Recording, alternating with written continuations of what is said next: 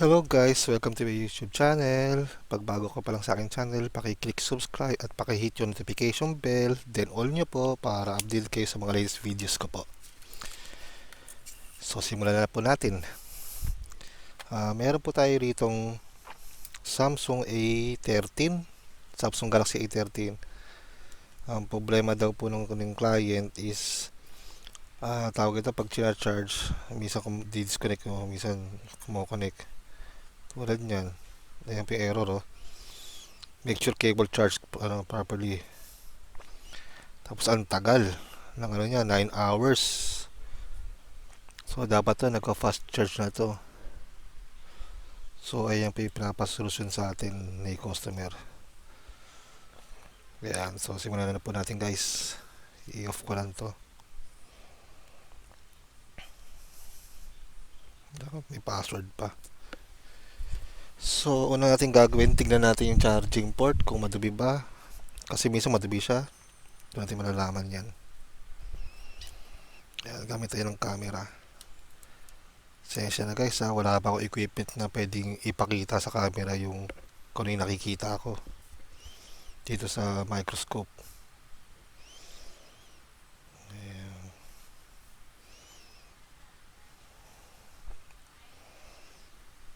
So far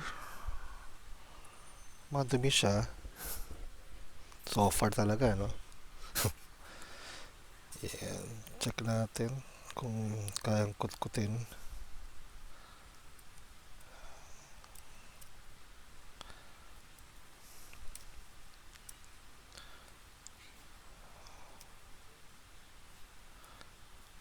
May putol na, hindi niya ako nakita.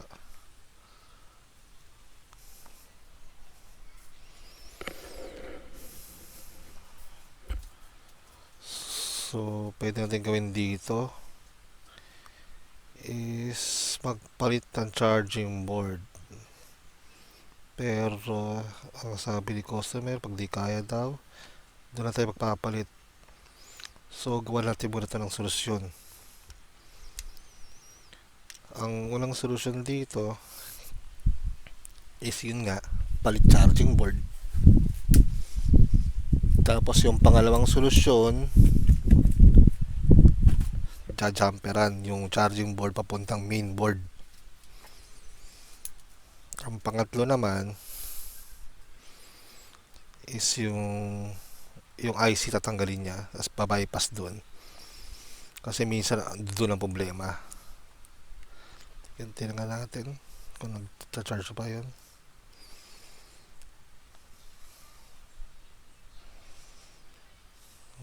Wala siya. May bitaw. Yan, meron pero slow charge.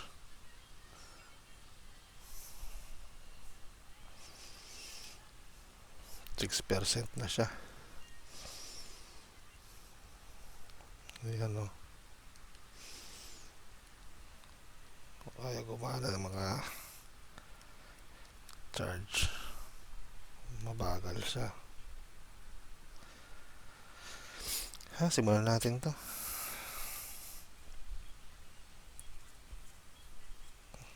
SIM card niya, wag walain. Tapos ito spatula.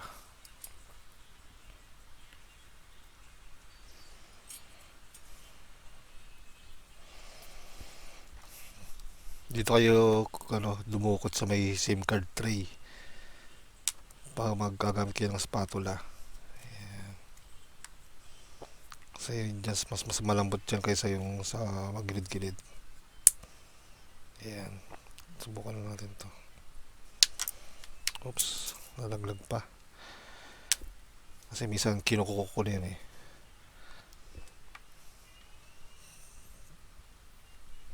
Tigas. Kailangan natin ng spatula.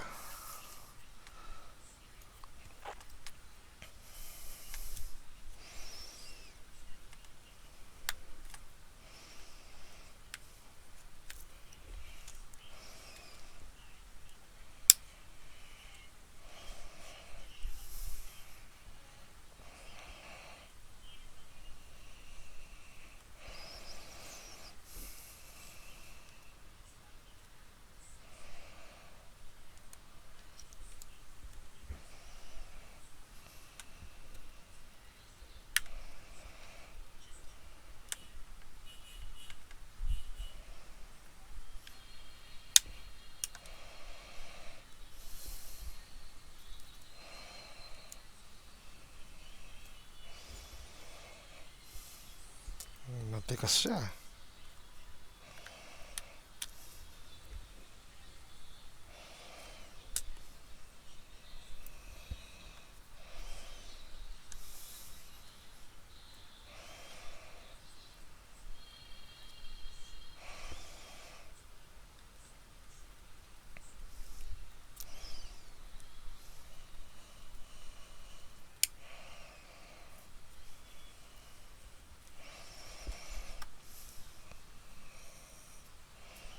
Plastic naman yung case niya sa likod eh. Yan. So, hindi siya ganung problema. Hindi katulad sa mga ibang Samsung Galaxy is bakal, mayuyup eh, magagasgas, sayang. So nga pala, guys, may fingerprint to ha. So ingatan din yan. Baka mapunit nyo. Abunado pa kayo. Ayan. So ganyan yan, magbakas niyan. Yun o.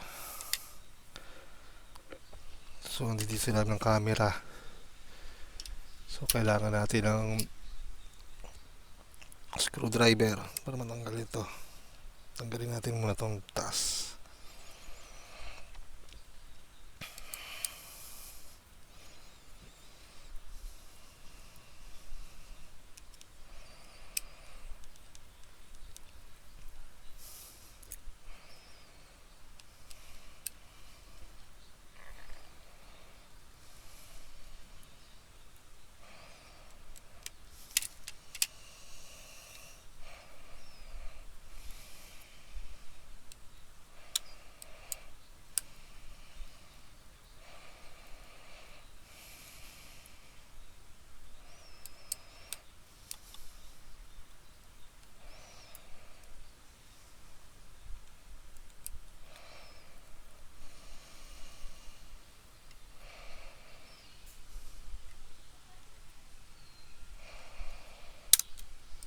Ayan, tanggal natin yung lens ng camera. Cover lens pala yan. Ito, tanggal na yung ano niya. Fingerprint. Then, angatin natin to. Okay. Wala naman tong nilo. Mga nakalak lang talaga, matikas.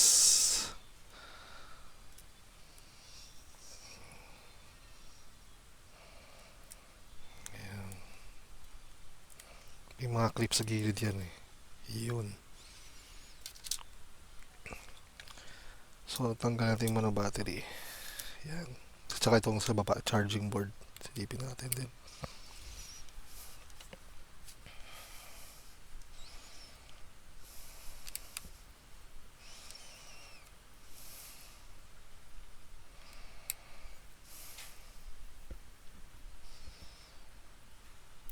Kasi ang pagkakaalam ko, ang LCD nito may dalawang flex. Isang flex papuntang charging board. Tapos yung isang flex ng LCD, ito na yon.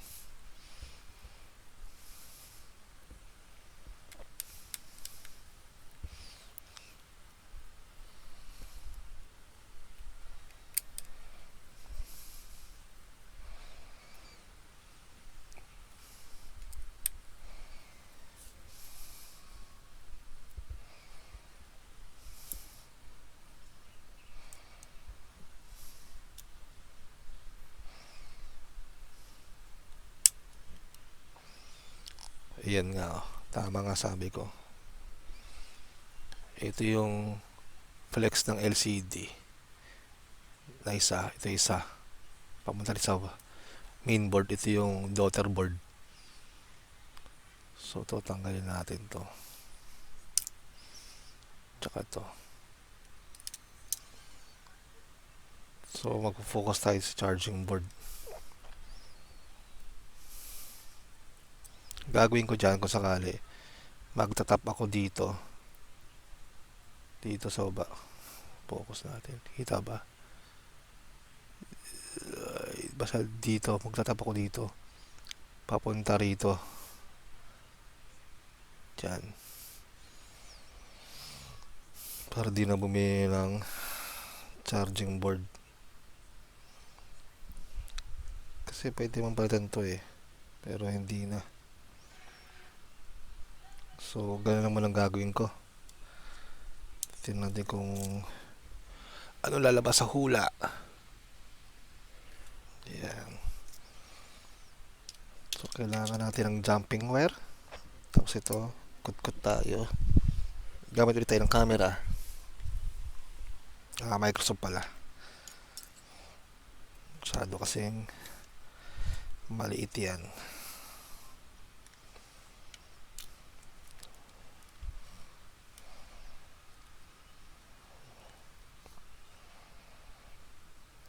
Actually, may hinangan na nga rito eh. Ito. Pero lakyan na natin to.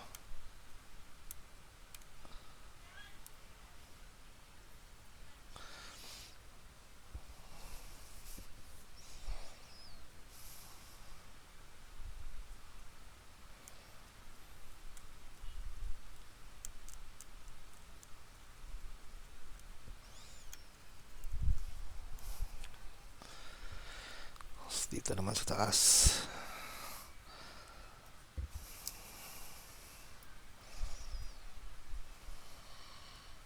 Tama ba? O, tama.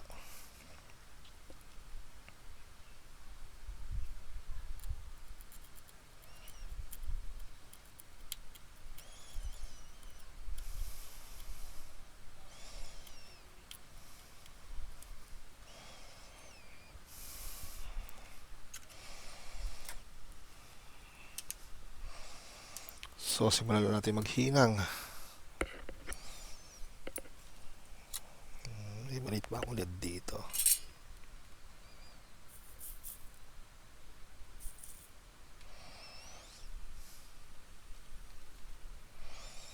Lagyan natin mga tingga. Para maganda yung kapit niya.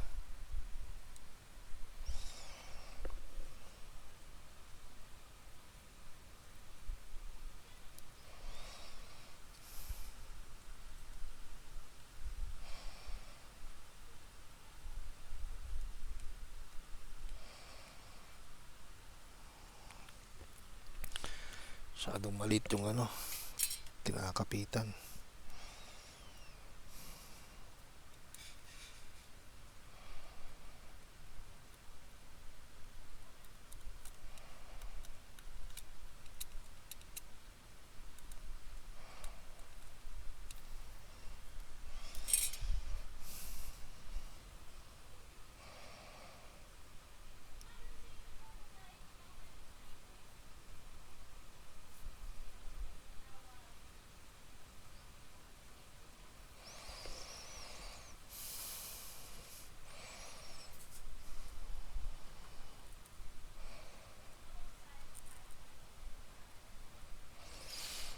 Ayaw kumapit ah.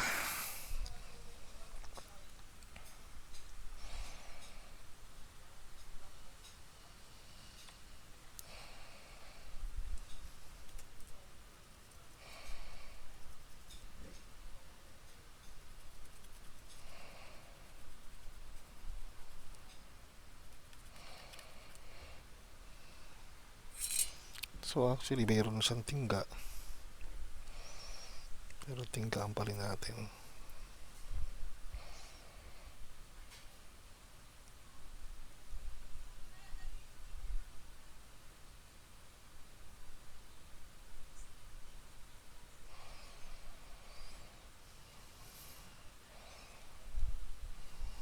Yan.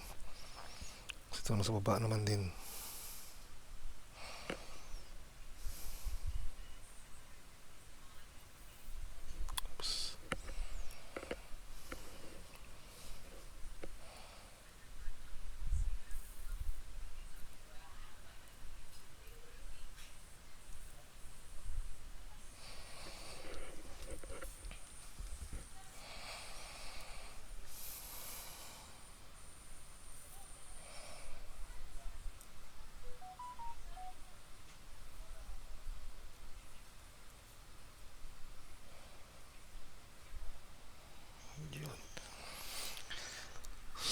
lagyan na.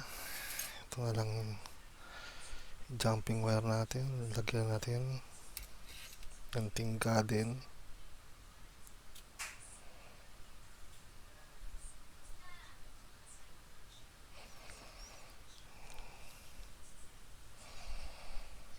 So yun, kailangan natin ng microscope ulit. Napakaliit kasi.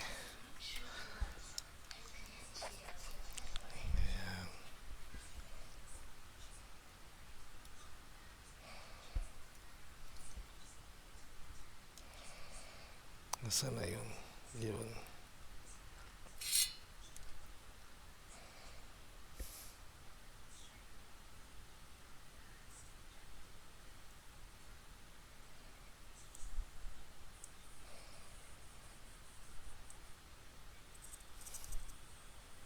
Lakas ka lang ng katog ko. Yan.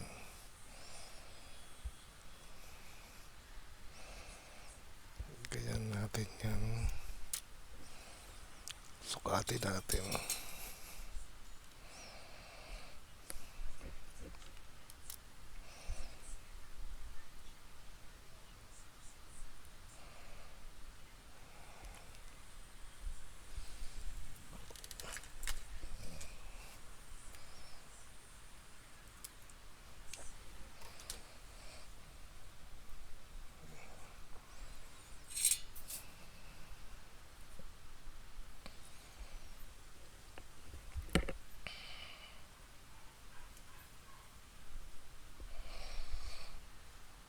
So, tinggaan din natin itong dulo.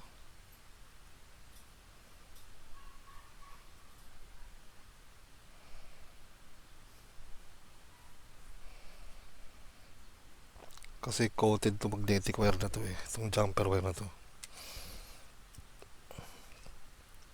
Coated siya, so dapat matanggal yung coated niya para mahinangan.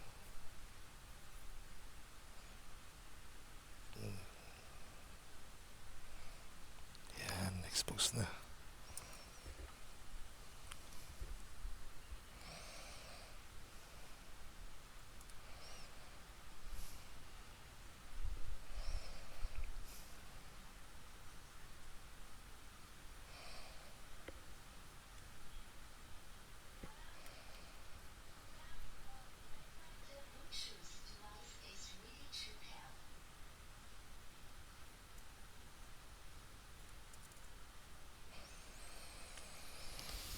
Yan. Nahinang na guys.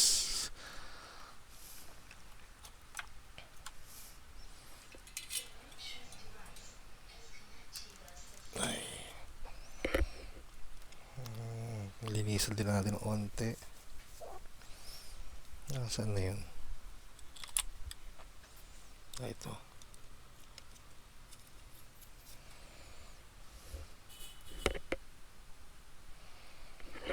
Wala kasi tayong solder mask eh. Maganda to pag naka-solder mask to eh. Para hindi siya expose eh. Pero pwede natin lagyan ng mga masking tape para matakpan.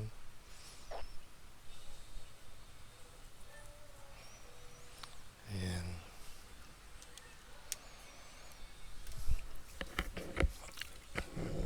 Kabit natin muna LCD. Tapos yung LCD sa charging board. Ayan.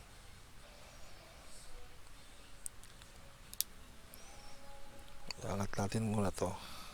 Tsaka natin i-fix. Ayan.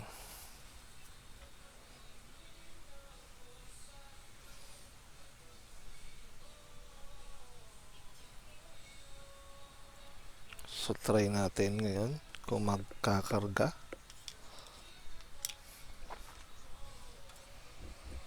Yung nakahubad.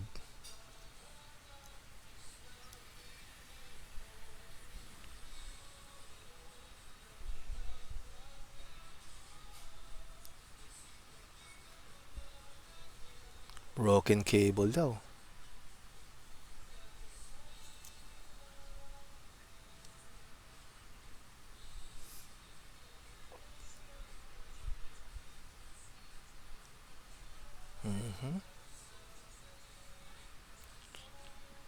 ganun pa rin siya, broken cable, pero huwag natin tanggalin yan. Gawin natin to, tignan natin yung charging board na mismo.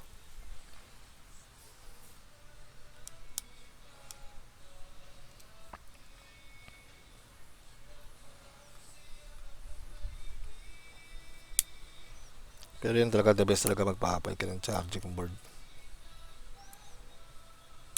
Pero ito, tignan natin kung magagawa. Kung hindi, orderan natin. Diba? Kasi wala rin ang pampalit itong ano eh. Mismong type C port nito eh.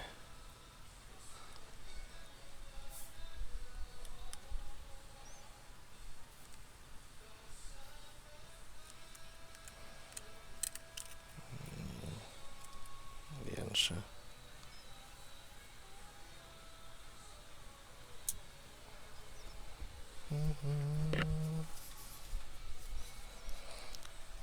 Tignan natin to. Oops.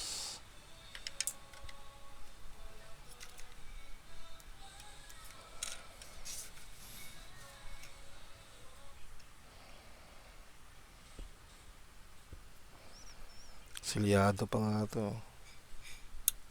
Yun, tanggal na.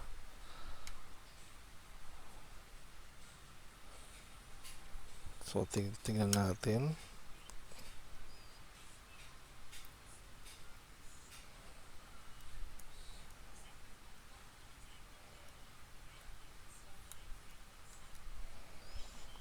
Ito guys, may nakita na ako.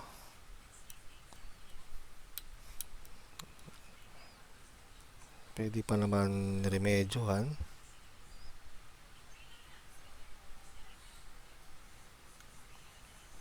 Hinangin natin, pero mga broken patterns.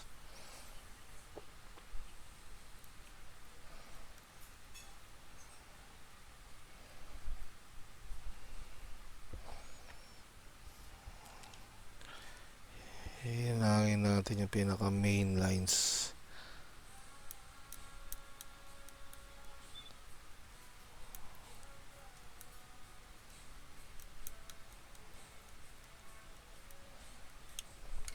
Ayan.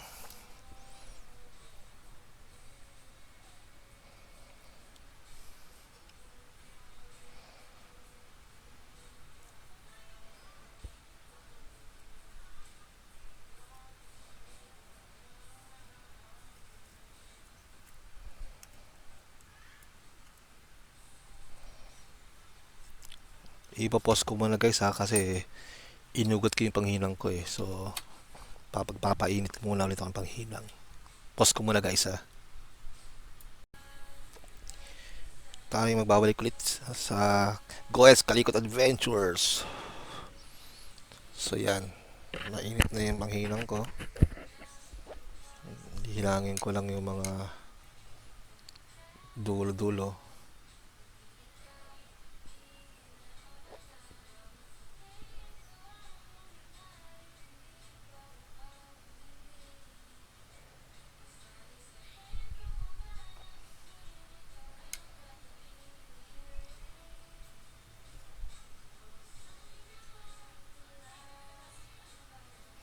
Dito bawal sablay.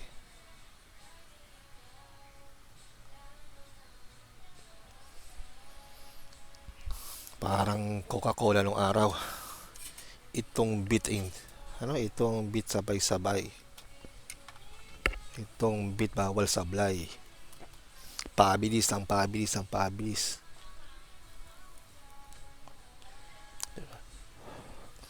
So linisin natin yung charging port.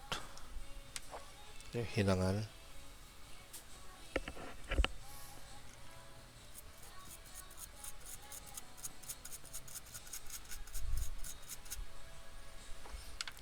Ano ko ilalabas sa hula ulit. Tignan lang natin kung umuuga pa.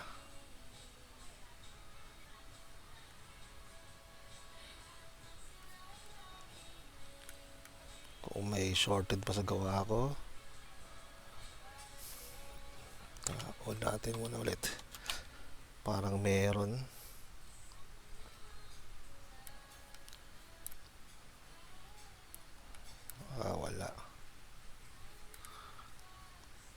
Ang dami kasing pin nito eh. Taragis to eh. Type C kasi. Ayan. So, test natin.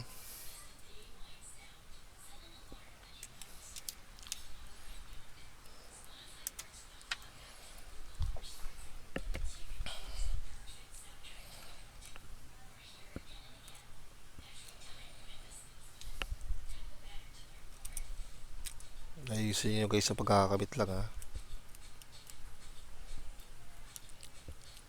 Ayan. Then yung tornilyong itim. Nag-iisang itim. Huwag din kalimutan. Ayun yung humahawak.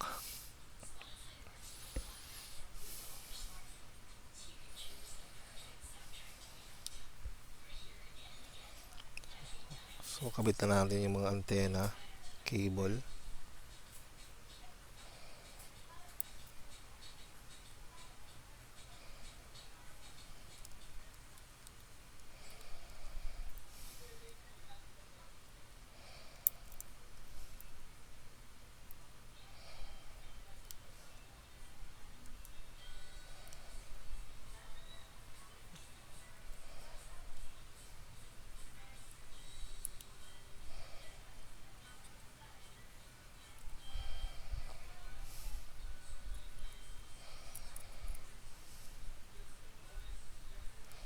Ingat-ingat lang ha.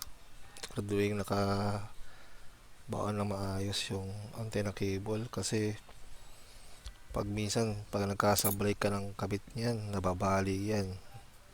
So saan ka kukuha ngayon ng pagkakabit dyan? Kung wala kang pyesa, katayan.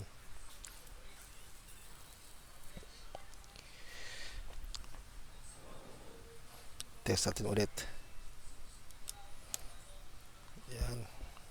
So,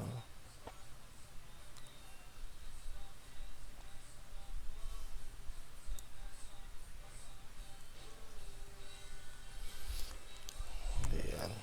Test natin ulit to. Kung magcha-charge.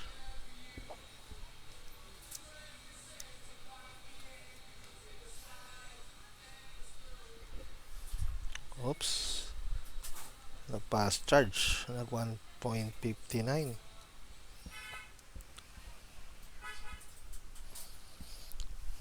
Ayan. Yan, normal lang yung kable ko na ganyan. Kasi ibang charger gamit ko eh. Ayan. So, nagcha-charge na siya. So, sarado natin. Tsaka natin i-charge ng maayos.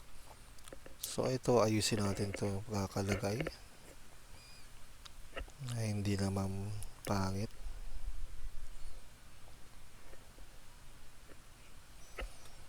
Ayan. Tape.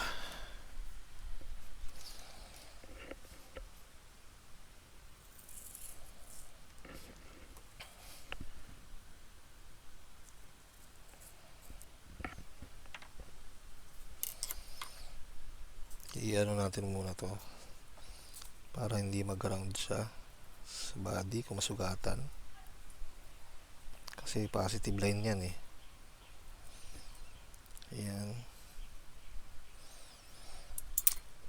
Siguraduhin hindi tatama sa mga groundings niya. Ayan.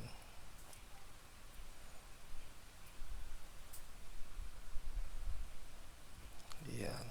So, tapean din natin ulit yan.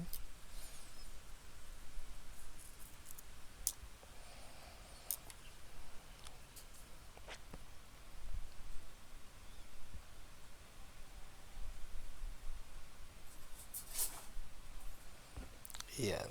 So, dito naman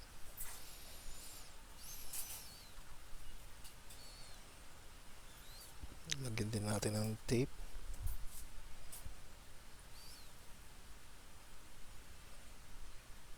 I-lihis lang natin to.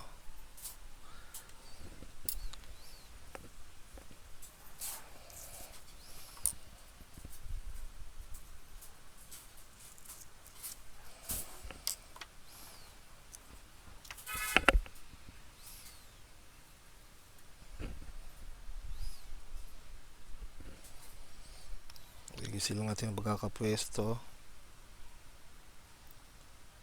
Ayan.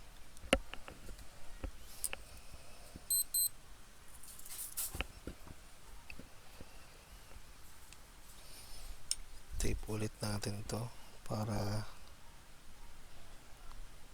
di magasgas.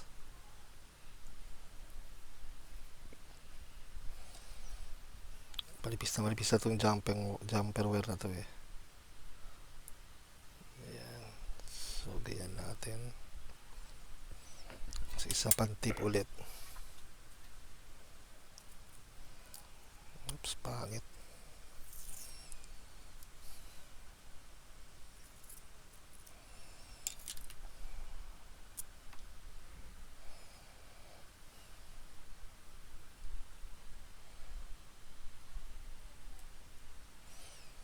Yan lang.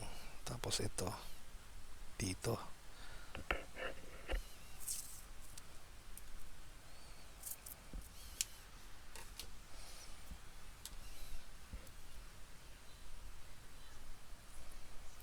Yan.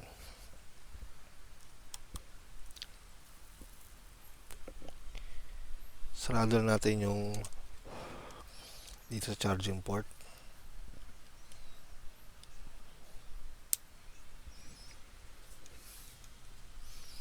Tornilyo na natin to.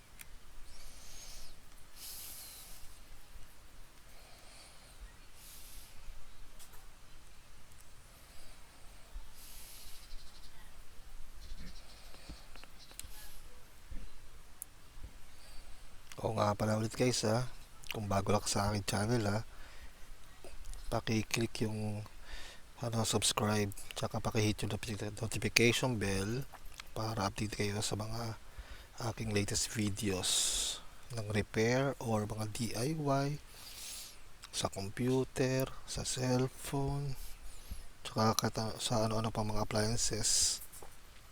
Hindi ko pala bablog yung iba kasi yung sa mga printers, mga problema sa printers. Ayan. Testing na natin ito takip.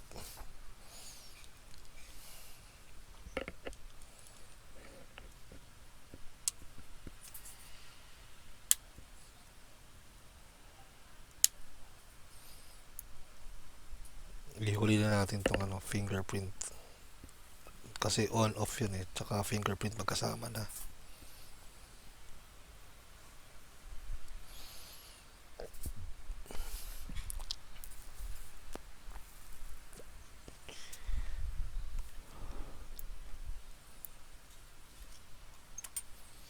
So tingin ko naman successful tong gawa natin.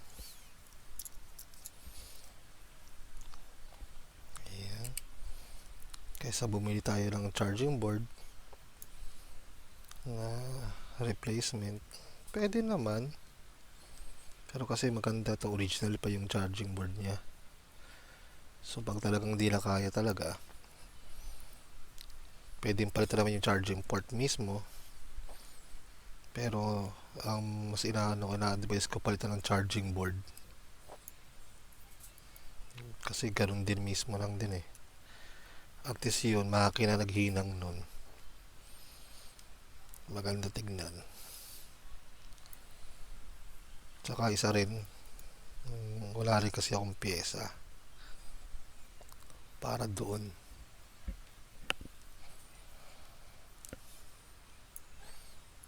Kasi iba-iba kasi mga sukat ng mga charger eh, charging port eh. Iba-iba ka sukat, iba-iba yung mga disenyo, maraming disenyo.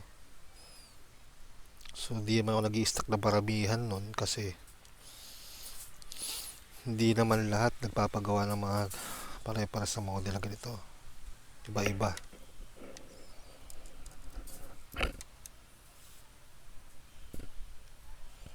Ayan. Tapos yung lente niya, ayan, balik na natin.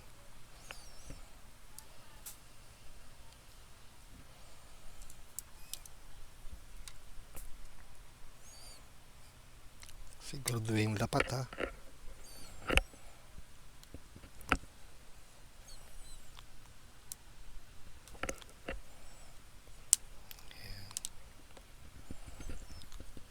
Then, ito na. Kapit na natin.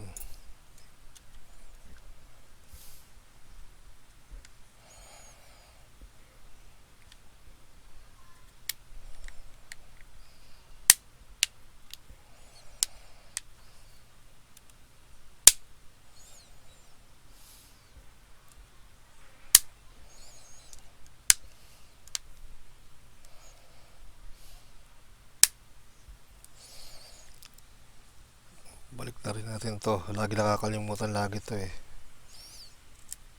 Ayan. Suon natin. Kung mag-on. Oops, nag-on naman siya.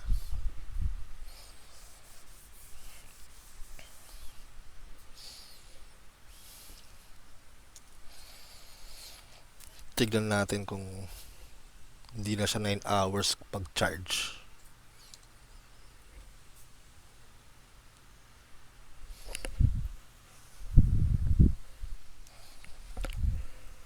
Ready ko na rin yung ano ko, original ko na charger ng Samsung.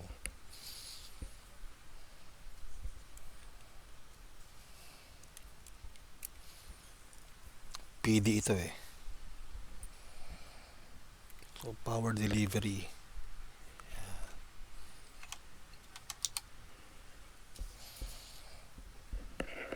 Tignan natin.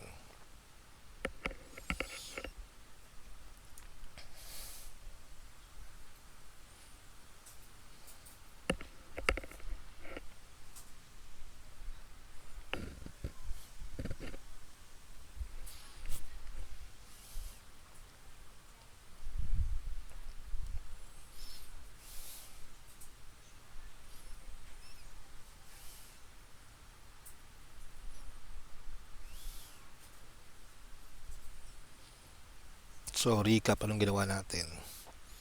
Chinek natin yung charging board. At nakita natin, madumi ilalim, pero kinut-kot natin onte. Tapos, nung tinesting natin to, 9 hours na nakita, slow charging, palobat na siya. So, unang ginawa ko, ginamper ko muna yung positive line from charging board ng ano niya, sa baba, charging board, din papunta to sa main board. Ang tawag sa main board yan, motherboard yan. Motherboard, tapos yung charging board na tawag doon, daughter board. So, nag-jumper wire ako doon. Nung tinest natin yun, nang naka-off siya, ang sabi broken cable connection. So, binaklas natin yung charging board, tinanggal natin yung pandikit ng charging port mismo sa likod, at nakita natin na may mga putol na linya. So, ang ginawa natin, hininang natin yon, yung mga loose connection. Tapos chinek natin dapat na hindi dapat naka-shorted yun, mga ngipin yun. Ang time pa kasi ng charging ng type C charging port eh. Hindi ko alam kung gaano karami yun. So, may doble-doble kasi doon eh. Baliktaran eh. Magkabilaan yung positive tsaka negative. Kabilang side din, negative tsaka positive din. Tapos the rest yung sa gitna is data. So, check natin yun. Nung hininang natin, tinest natin, nag-charge naman siya pero may triangle dito. Usually sa charger yun eh. Hindi compatible o kaya sa kable. So, naglabas ako ng original charger ko ng Samsung.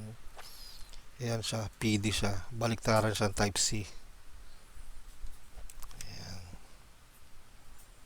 So, Tagal mag-boot ah.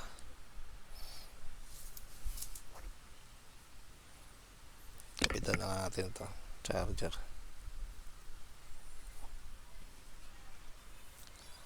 Kung ano na nangyayari.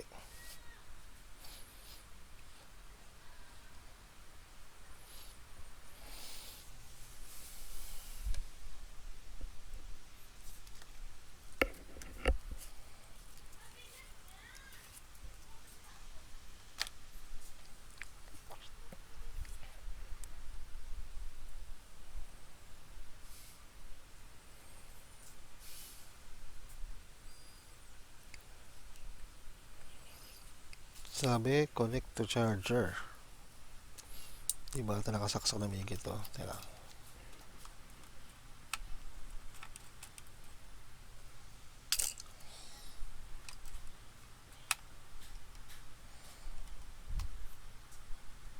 Kasi maluwag yung saksakan ko rin eh.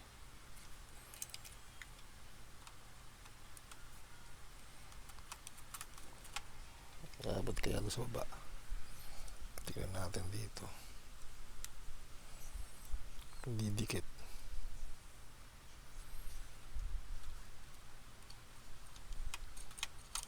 Ayaw kumagat ng ano ah. Charger ko ah.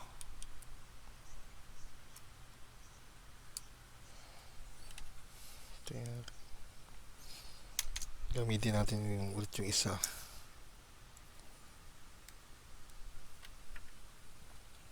Yung isa yan, nag-charge na siya.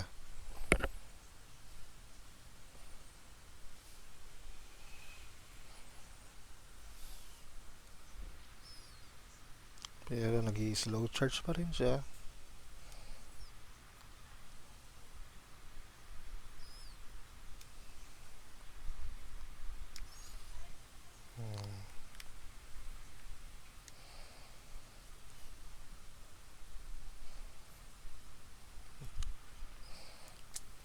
Pero itong PD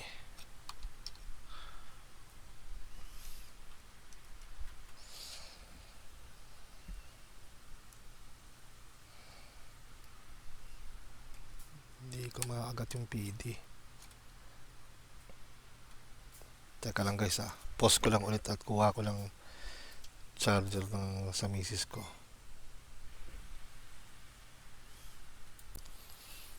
Ayun guys, nagbabalik tayo. So pag gamit yung USB to Type-C cable charging is nagcha-charge siya.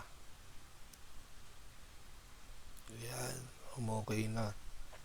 So nag 2 hours na siya charging, fast charging. Pero ang problema ko, pag ginagamitan ng PD, ang power delivery na charger, hindi siya nagcha-charge. Ayan, nagiging USB lang siya. Connection. USB connector connected.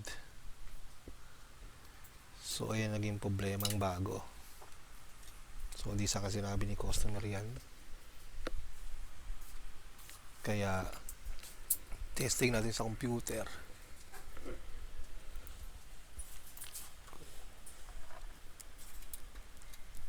Kung nadedetect siya ng computer. Ayan. So nag-charge sa computer. Pero dapat hindi siya nag-USB. So yun, sa susunod na vlog naman, iba-vlog ko naman yung paano ayusin yung PD charging. Hindi gumagana. Basta USB ito eh, USB to Type-C. Ito Type-C to Type-C kasi ito kable na to.